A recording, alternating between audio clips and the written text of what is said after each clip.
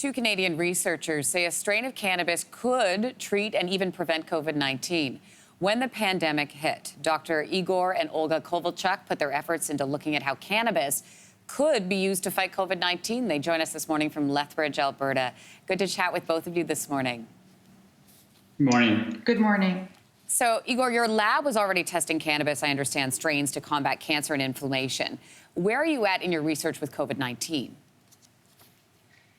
Right. So in the past 5 years, we have developed over 1,500 strains of cannabis and have tested today about 400. And we have actually found around a dozen of cultivars that were able to substantially decrease the expression of the ACE2 receptor. It's the one that is required by virus to enter our cells.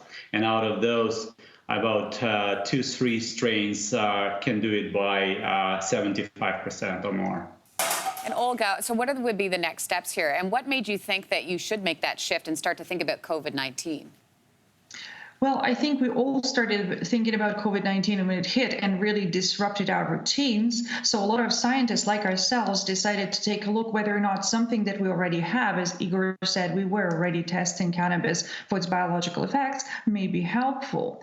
So, and, luckily, we ended up having some of the very promising strains. So right now, what's most important for us is to actually find partnerships and develop clinical trials, because thus far, what we show in the lab, and it works in the lab, but we absolutely have to do a clinical trial to show that it really does translate into clinic, that it really works in the scale of clinical trial.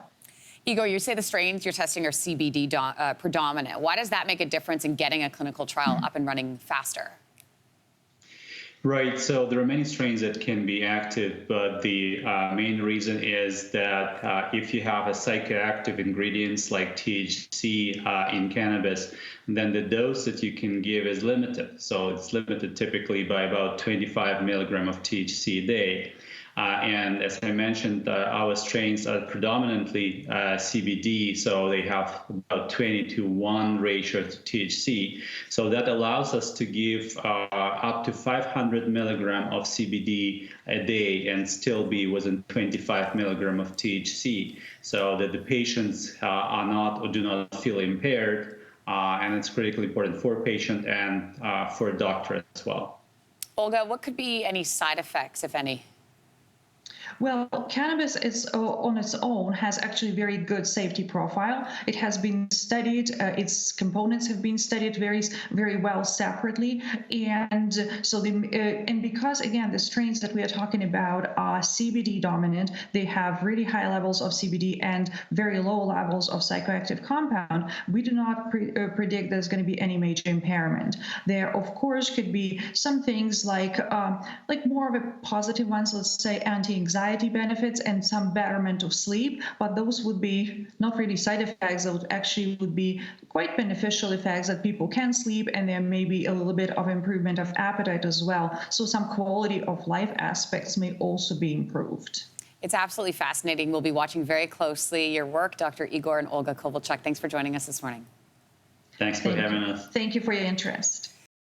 Thanks for watching. If you like this, be sure to subscribe here. And you can check out more Your Morning videos right here.